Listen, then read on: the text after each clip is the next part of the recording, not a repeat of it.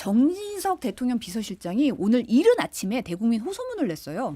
내용이 지금 윤 대통령의 처지는 고성낙일이다. 외딴성에 해가 기울고 있고 도와줄 사람은 보이지 않는다. 직무가 중지되었다 해도 여전히 국가 원수이자 최고 헌법기관인 윤 대통령을 마치 남미의 마약 갱단 다루듯 몰아붙이고 있다. 윤 대통령에게는 자유민주주의 공화국의 시민이라면 누구나 누릴 수 있는 자기 방어권을 보장해야 한다. 대통령실은 경찰 공수처와 협의할 준비가 돼 있다. 제3의 장소에서 조사 또는 방문 조사 등을 모두 검토할 수 있다고도 했는데 이 호소문 내용 어떻게 보셨나요? 일단 그 대통령실의 심리적이고 물리적인 취약점이 노정됐다 이런 생각이 들어요. 저희가 알기에는 지금 밖에서 그 많은 분들이 그 저지 시위를 하고 있고 그리고 또 경호원들도 뭐 무장까지 하면서 막겠다 이런 얘기가 나왔는데 실제로는 내부적인 고민과 갈등이 굉장히 크다라는 것들을 정진석 비서실장이 그냥 단적으로 보여주신 것 같아요. 그 표현도 보면 고성낙일이다 대통령의 처지가 이게 뭐 완전히 포위돼서 어떤 성이 함락되기 전에 그 외로운 성에 날이 저무는구나 뭐 이런 뜻 아닙니까? 네. 그러니까 이게 굉장히 어떻게 보면 한탄조의 그런 표현인데 그런 표현들을 쓰셨어요. 그리고 도와줄 사람이 보이지 않는다. 그 주변에서 많이 지금 그 도와주고 있다고 생각을 했는데 또 그렇게 얘기를 하시니까 그런 표현도 그렇고 그다음에 자기 방어권을 보장해달라 그리고 제3의 장소 또는 방문 조사 등을 해달라라는 게 이게 이제 약간 좀 우리 이제 더 이상 견디기 힘들어 그러니까 이걸 좀 해줘라는 식의 그런 톤인 것 같아요. 그래서 이게 우리가 알지 못하는 어떤 그 내부의 고민들이 상당히 있구나. 그리고 또 대통령 비서실장으로서는 정말 유혈 충돌이라도 나면 어떡합니까? 더구나 이 정진석 비서실장은 아버님이 경찰 출신이잖아요. 경찰 고위 간부였고 내무부 장관까지도 했던 분이니까 그런 부분들에 대해서 상당한 고민이 있는 것 같아요. 근데 여기에 대해서 당장 또 변호인들이 우리가 그런 얘기 한 적 없다. 당신한테 언제 그렇게 해달라고 하느냐는 식의 얘기. 그러니까 제3의 장소나 이런 데서 받겠다는 얘기 한 적 없다라고 얘기를 했기 때문에 이거는 또 내부에서도 서로 변호인들과 비서실장 간에도 얘기가 잘 안 되고 있구나. 소통이 잘 안 되고 있구나. 뭐 이런 것들을 알 수 있게 하네요. 그냥 뭐 한마디로 말씀드리면은 비서실장께서 본인이 그 직에 걸맞는 메시지를 낸 건 아니다. 지금 현재 대한민국 시스템상 비서실장이 지금 직무를 보좌해야 될 사람은 최상목 권한대행이에요. 네. 이제 직무정지가 이미 윤석열 대통령은 됐기 때문에 이런 말 하고 싶어도 해서는 안 되죠. 이게 무슨 대통령실의 공식 입장인 것처럼 대국민 호소를 하는데 김정일 최고께서 얘기했듯이 지금 현재의 윤석열 대통령과 대통령실의 처지를 참 궁박한 상황이다라는 거를 얘기한 것 같아요. 이제 더 이상 버틸 때까지 버텼다. 끝이 보인다. 12월 3일 내란 사태가 있은 이후로 지금 40한 2, 3일이 지나고 있습니다. 대한민국은 그동안 어떤 민생도 그다음에 어떤 국가의 시스템도 거의 무정부 상태로 43일에 흘러가고 있거든요.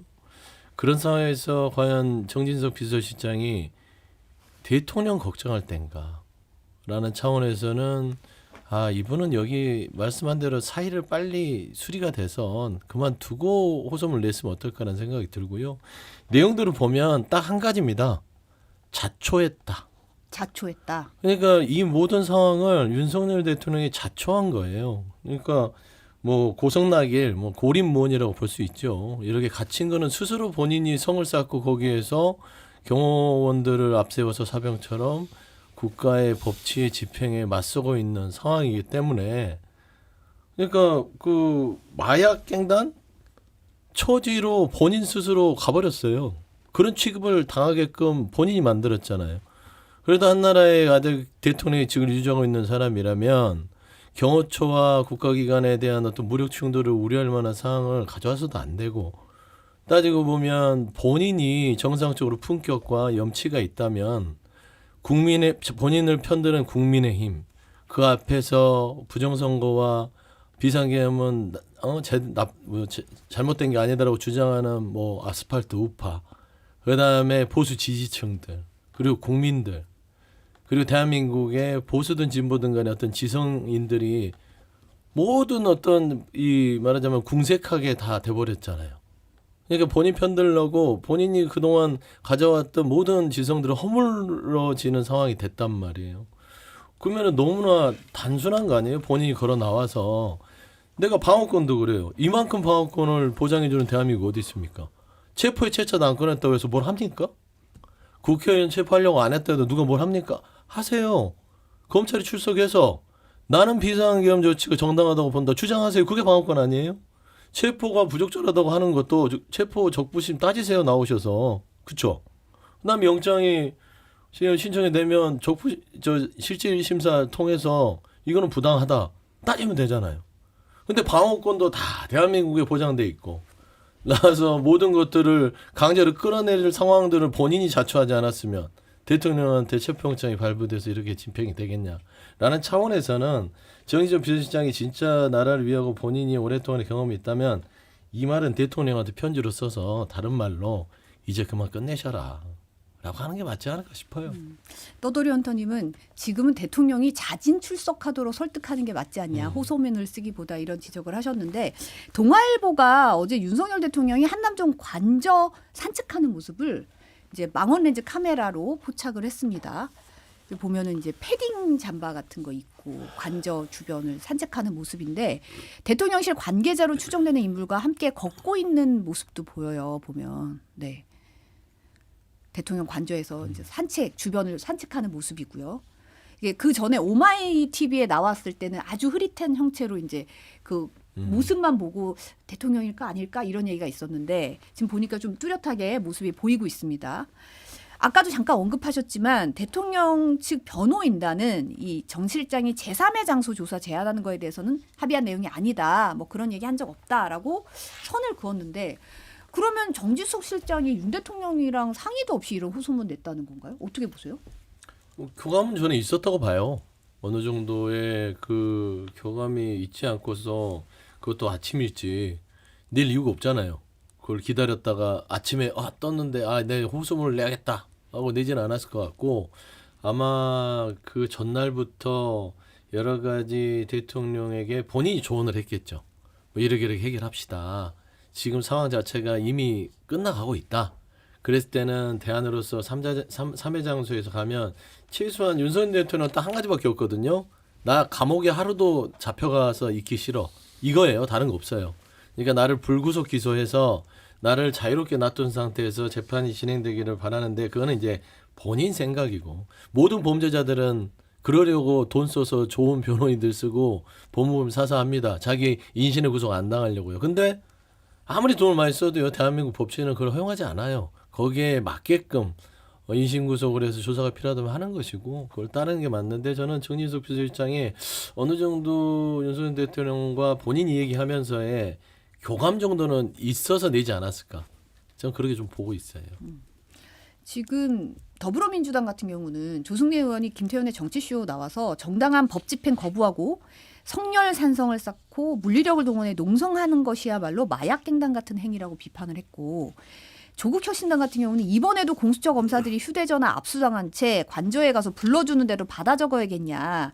시간은 끌 만큼 끌었으니 제발로 걸어나와 조사를 받으라고 촉구를 했던데 어떻게 보십니까? 말들을 너무 과격하게 안 했으면 좋겠어요. 그러니까 그게 오히려 상황을 자꾸 극단주의자들이 그 득세하게 만드는 그런 거거든요. 예를 들면 뭐 대통령 정청래 의원이 얘기했듯이 뭐 사형이다. 그건 본인이 하는 게 아니고 재판부에서 하는 거예요. 그리고 또 그 김민웅 씨 같은 경우는 무슨 목을 베야 된다. 끌어내서 뭐 오랏줄로 묶어서 목을 베야 된다. 이런 식의 과격한 언어들을 자꾸 쓰게 되면 그 반대편의 지지자들의 그 반발 같은 것들을 오히려 그걸 불러일으키는 듯한 느낌이 들어요. 그럼 이게 자꾸 충돌이 계속 일어나잖아요. 그러니까 우리가 지금 피해야 될 것은 민주주의 사회가 좋은 게 그 투표를 통해서 대통령이 바뀌는 거 아니에요. 옛날 같으면 이거 뭐 총칼로 하든가 뭐 구테타 일으키든가 뭐 이렇게 안 되기 위해서 하는 건데 그러려면 서로가 서로에 대해서 말을 좀 아껴야 된다. 예를 들면 내란 수괴 뭐 본인이 그렇게 생각할 수 있어요. 그거는 얼마든지 그렇게 생각할 수 있는데 이 비상계엄 자체는 어떤 사실관계고 이것이 내란이었냐 아니었냐는 서로의 관점이 다르잖아요.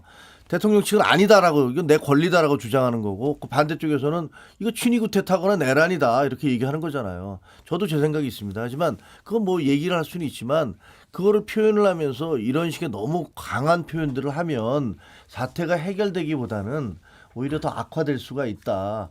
그리고 어떤 복수심이나 이런 것들을 채워줄 수는 있을지 모르지만 공수처가 예를 들어서 지금 들어가서 그 반대하는 분들의 입장에서는 수갑을 채워서 포승줄에 꽁꽁 묶어서 끌어내는 모습을 보고 싶을 거예요. 근데 그 반대쪽 입장에서 보면 그러면 또 폭발을 할 거란 말이에요.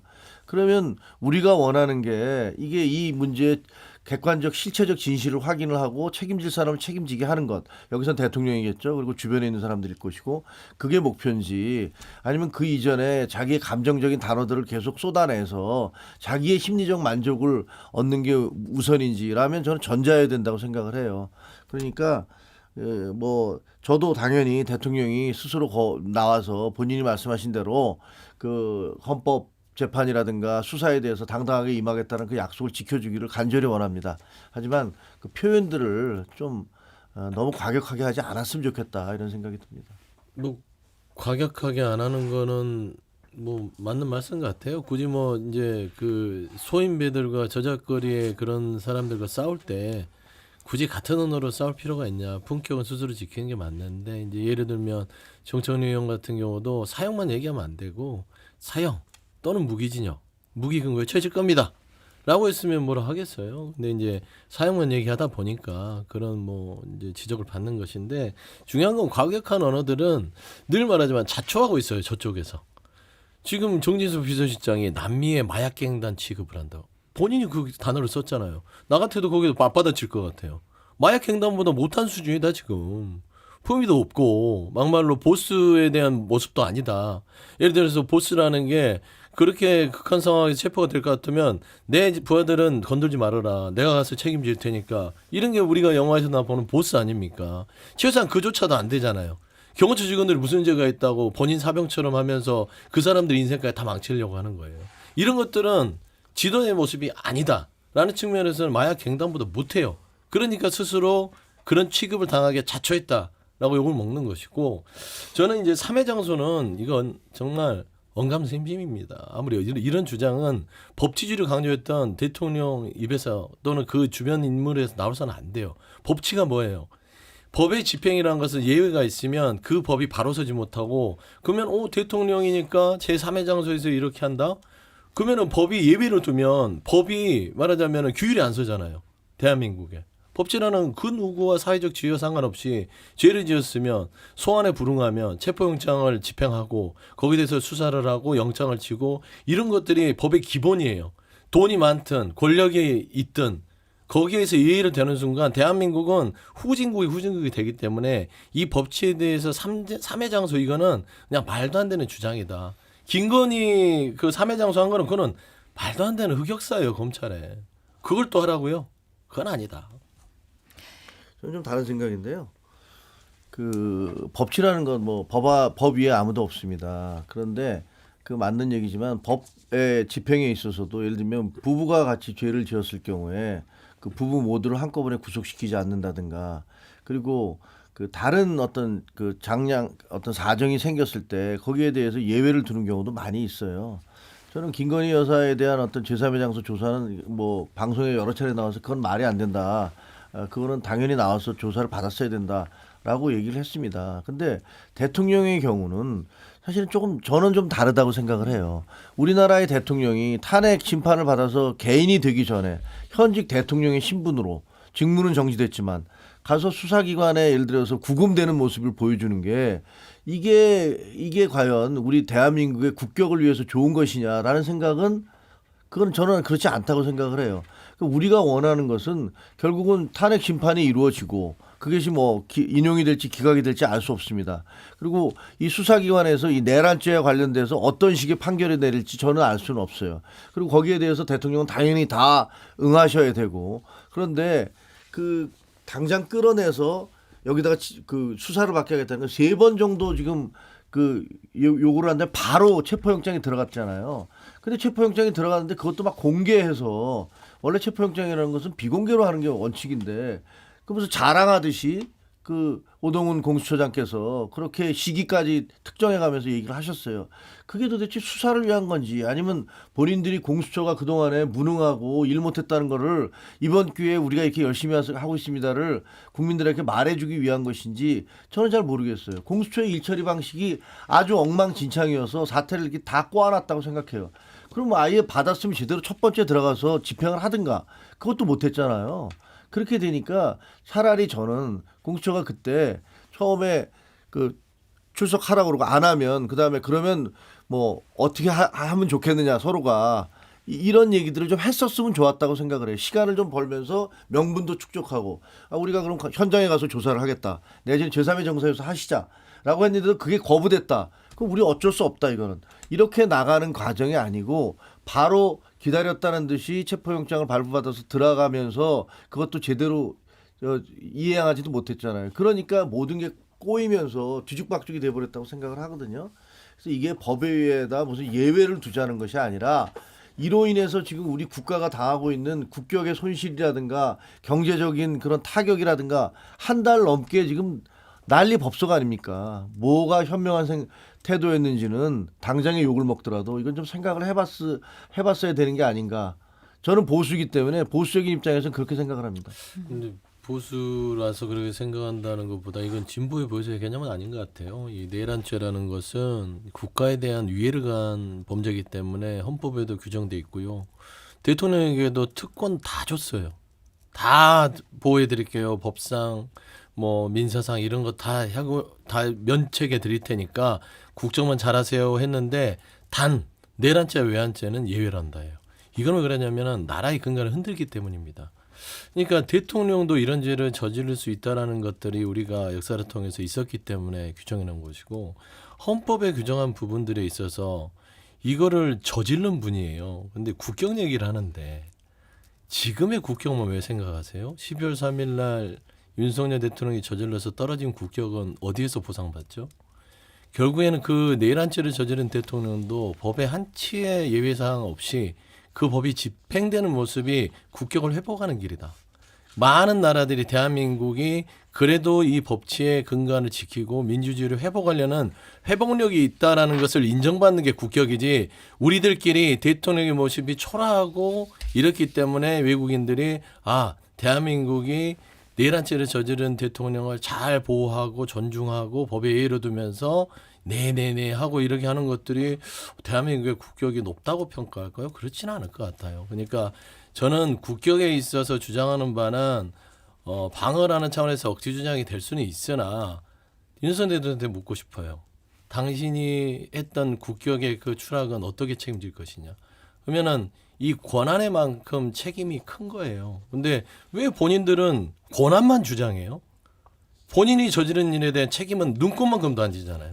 그걸 지면서 권한을 얘기를 한다면 공처에 왔는데 자범들처럼 막 끌려다니면서 하지 말고 최소한 대통령이니까 좀 조용한 데 가서 좀 포토라인 세우지 말고 내가 조사 받겠다. 이 정도까지는 용인이 되나. 나는 안 하겠어. 3회 정서로 와. 그건 뭐냐면 나 체포하지 마 이런 거거든요. 그거는 있을 수 없는 일이다. 국격을 논할 문제는 아닌 것 같아요. 지금 현재 관저에서 아무래도 이제 무력 충돌이 있을까봐 걱정되는 상황이잖아요. 저희 그렇죠. 오프닝에서 이제 편지도 전해를 드렸는데, 근데 윤석열 대통령이 뭐 무력 사용을 검토하라고 했다 이런 언론 보도 나오고 더 구체적으로는 총이 안 되면 칼이라도 써서 체포하려는 경찰들을 막으라고 지시했다는 이제 제보가 내부 폭로가 지금 나오고 있어요. 윤 대통령 대리인단은 모두 가짜 뉴스다 이런 입장이던데 어떻게 보세요? 가짜 뉴스일 거라고 생각을 하고 가짜 뉴스여야 된다고 생각을 해요. 그게 대통령이 자기 국민인데 어쨌든 집행하는 경찰관도 국민이잖아요. 네.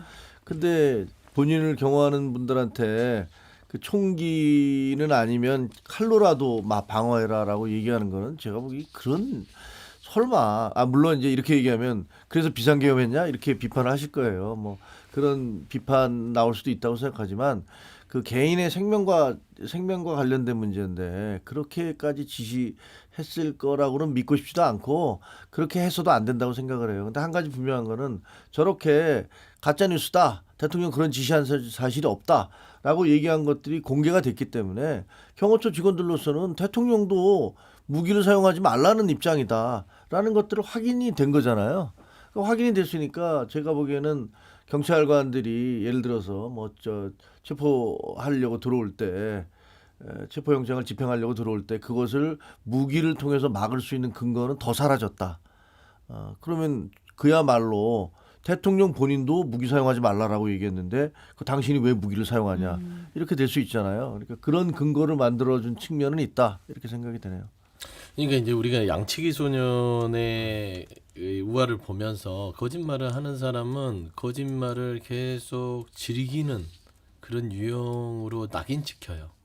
그러니까 이제 윤석열 대통령 측이 얼마나 그동안 거짓말을 많이 해왔냐는 몇 가지 사례로 알 수 있습니다.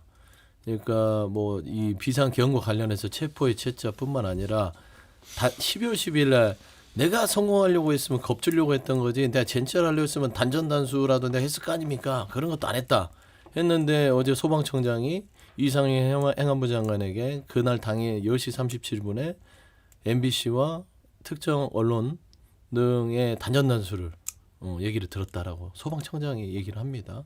국가의 공식 기관의 수장으로 있는 분이고 그래서 그걸 거부했다고 하는데 그런 일까지 다 계획을 했던 거예요. 그러니까 너무나 좀 끔찍하지 않습니까? 겉으로는 김영현 장관부터 우리가 기억하시죠. 비상계엄이 어떻게 지금 이 대한민국의 민주주의 시스템에서 있을 수 있습니까? 부인했던 사람이에요. 근데 우리가 들여놓고 보면 그분이 뒤에서 무슨 일을 했습니까?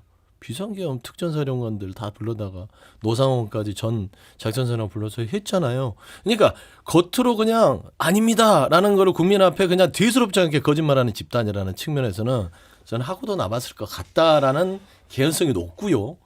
예를 들어서 말투가 비슷해요. 총이라도 쏴서 문을 부수고 끌어내. 도끼라도 써서 문을 부수고 끌어내. 이런 말투와 총이 안 되면 칼이라도 써서 무력으로 막아. 이런 패턴과 형식들이 살이 비슷하다. 저는 하고도 남았을 것 같은데 이 부분은 단정할 수는 없으나 최소한 조사를 통해서 나중에 우리는 또 끔찍한 또 하나의 사실을 확인하게 될 것 같아서 굉장히 찹찹한 심정이다. 그런 말씀입니다. 지금 관저에 전수복 착용하고 헬멧 쓰고 배낭 메고 지금 이런 모습들이 공격 대응팀이 순찰하는 모습들이 포착되고 있는 것도 사실입니다. 김성훈 경호차장이 1차 때처럼 세 곳의 저지선 구축하고 안전조치를 실시하다. 구체적인 지침을 내렸다는 보도가 나오고 있는데 특히 우리 지역의 규칙대로 집행하는 것이라면서 우리가 장악해야 한다. 마지막까지 결연한 태도로 대통령을 지키는 게 조직도 살고 나도 사는 법이다 라면서 정신무장 강조했다는 거예요. 그러니까 내부 동요를 좀 막기 위한 지침 같은데 이 의미 어떻게 보십니까? 전 뭐 봐서는 이게 그거예요. 제가 아까 이제 그 가짜뉴스다 했던 대통령실의 행위들이 봐봐요. 우리는 가짜뉴스예요. 근데 행동들은 그렇게 나타나고 있어요. 무장하고 대테러하는 경호처 직원들을 막 순찰을 돌게 하고. 봐봐요. 금방 알잖아요. 우린 지시한 데 없는데 그러면은 그 지시를 어기고 소총을 들고 무장하는 그런 백을 들고 다닙니까? 이게 벌써 알 수 있잖아요. 그러니까 이런 부분들을 가지고 여전히 국민을 우롱하고 있고 저는 한 가지만 당부하고 싶어요. 경호처 직원들은 당신들의 그 안위를 위해서 소모할 사람들이 아니에요. 어디서 남의 인생을 함부로 소모합니까? 그들의 가족, 부모, 그리고 그들의 인생, 30, 40대 경호관들이 무슨 죄가 있어서 당신이 걸어 나와서 주장하면 되잖아요, 방어권을. 근데 왜 이 정말 앞날이 창창한 30, 40대 국가공무원으로 어렵게 들어온 경호관들에게 범죄자의 낙인을 찍히고도 아무렇지도 않게 무슨 조직의 운명이에요. 본인 앞가림부터 걱정하셔야 되는데 그들을 인생을 책임질 수 있을 것 같아요. 저는 그런 부분에서는 너무 잔인하다. 남의 인생을 너무 허투루 생각한다는 점에서 너무 안타까워요. 좀 제발 우리 젊은 우리 경호관들이나 경호처 직원들 그렇게 인생을 다 본인을 위해서 소모하지 않았으면 좋겠어요.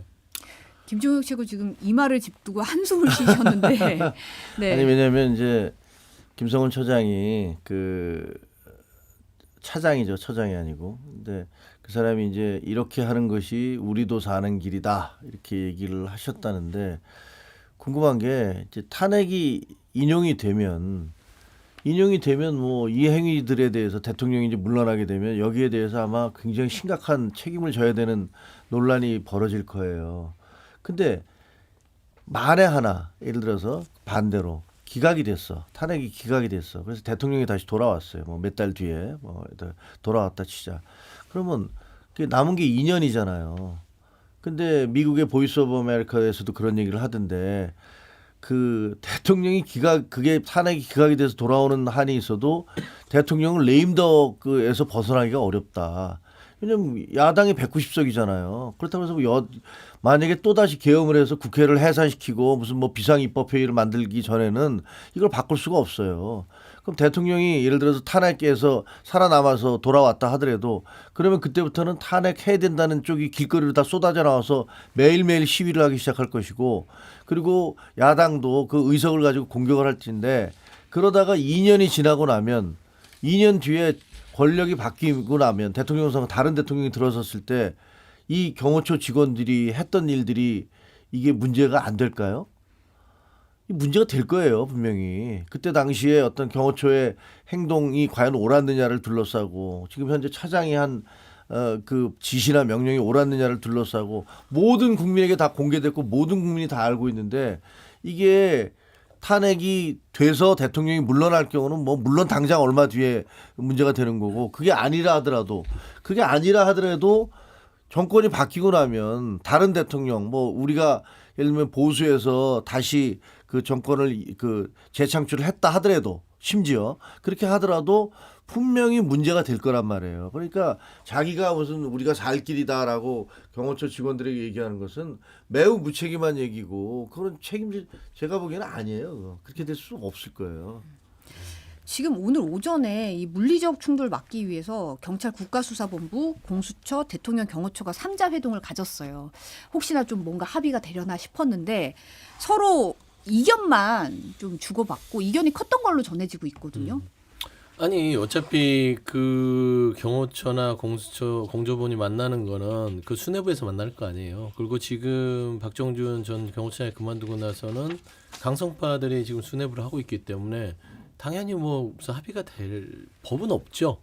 그러니까 그 실무를 맡고 있는 뭐 부장급들이나 경호관들과 얘기를 했다면은 좀 뭐 이견 없이 좀 어느 정도 합의에 이를 수 있으나 수뇌부에서는 뭐 저는 회동에서의 성과를 기대하지는 않았어요. 다만 이제 어제 최상목 권한대행 자체 메시지가 좀 이렇게 잘 충돌 없이 해결됐으면 좋겠다라는 아마 그런 권한대행 메시지가 나오니 아마 조직 간에 한번 만나서 얘기를 해보는 건 아니었느냐. 요식행위에 그쳤을 것 같고요. 근데 제가 봤을 때는 공수처도 이제 더 이상 미적거릴 이유가 없다. 법의 집행이란 것들은 미적거리는 순간 여지만 남겨놓는 것이고요.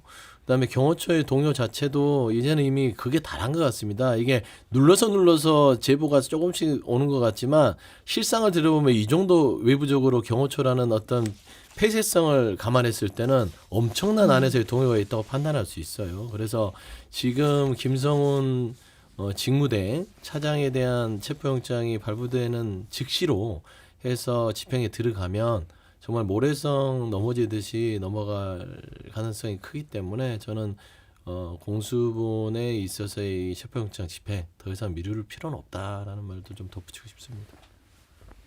네. 더 이상 할 말 없습니다. 지금 경호처 내 강경파로 분류되는 김신 가족부장이 오늘 오전까지 경찰에 출석해 조사받으라고 했는데 응하지 않았습니다.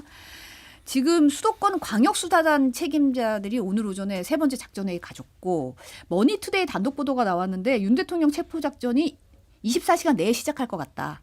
경찰이 작전하다를 개시했다. 이런 보도가 지금 나왔고요. 지금 경찰 수사관 1000명이 이 국가수사본부에 파견 근무 시작했다고 하거든요.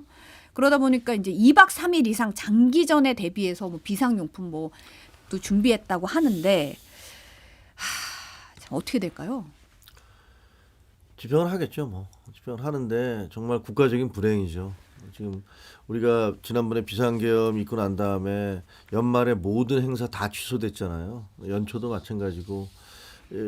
그런데 경제적으로도 뭐 계속 그 앞으로의 그 경제 성장률 같은 것도 떨어지고 뭐 이대로 계속 가면 국가 신인도도 추락할 거예요. 외국에서도 대한민국이라는 나라가 그 비상계엄이라는 그 조치를 대통령이 직접 내린 이거를 그 극복하는 그런 민주적 탄력성, 회복성을 보여줬다라고 처음에는 극찬을 했잖아요.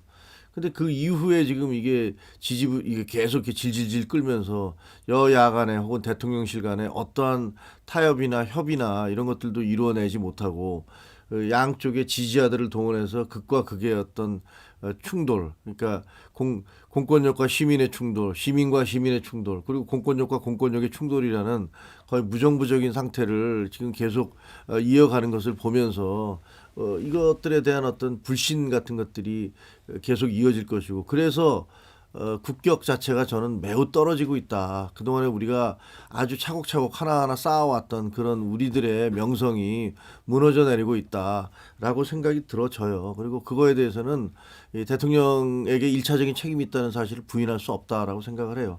그리고 그 2차 책임은 거기에 대해서 그 대응을 또 상당히 과격하고 급격하게만 하려고 했던 민주당에도 혹은 이재명 대표에도 있다라고 생각이 되어지는데, 아니었으면 좋았겠지만 일단 발부가 돼버리는 바람에, 영장이 발부되는 바람에, 그리고 그 영장 발부를 제가 봐도 좀 문제가 있어요. 중앙지법에서 받는 게 아니고 서부지법으로 돌려서 그걸 받았고, 그다음에 영장 전담 판사가 거기다가 형법 100조, 110조, 111조에 대해서 불필요한 그런 코멘트를 발언을 써놨고, 하지만 그럼에도 불구하고 법원행정처에서 이 영장이 적법하다라고 판정을 내린 이상 어쩔 수가 없어요. 우리가 상권 분립화해서 사는 한은 사법부에서 그렇게 결정을 내리면 그걸 따라야 돼요. 그 입법부에서 이 법을 만들면 법을 만든 걸 인정할 수밖에 없잖아요. 그게 국가예요. 그러니까 지금은 저는 대단히 공수처가 처음에 처신을 잘못해서 이상하게 됐다라고 생각을 하지만, 지금 만약에 합의가 도저히 안 된다 그러면 뭐 영장을 집행할 수밖에 없겠죠. 그러니까 대한민국의 이 상권 분립, 그러니까 이제 민주공화국의 이 원리를 부정하고 싶었던 대통령이 저지른 일이에요.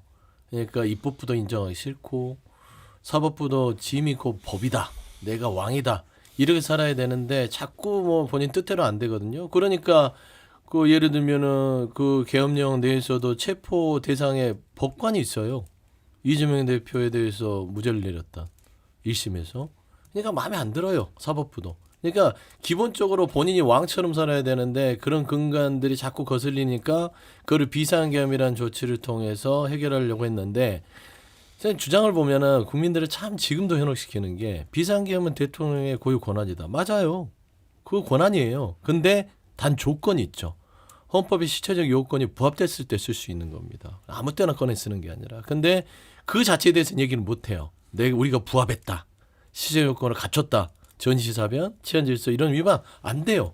국회의원들 체포하고 국회의 정치활동 금지하고 언론사들의 단전단수를 하고 언론사를 계엄군 안에 두고, 이런 건 다 헌법에 위반되는 사안들을 가지고 했어요. 그러면 비상계엄은 그래, 당신의 권한이다. 근데 비상계엄이 헌법에 합치했냐? 아니다란 말을 못하기 때문에 결국에는 본인의 끝이 최대한 나는 하루라도 더 늦게 감옥 가고 싶어라는 거 외에는 없어요.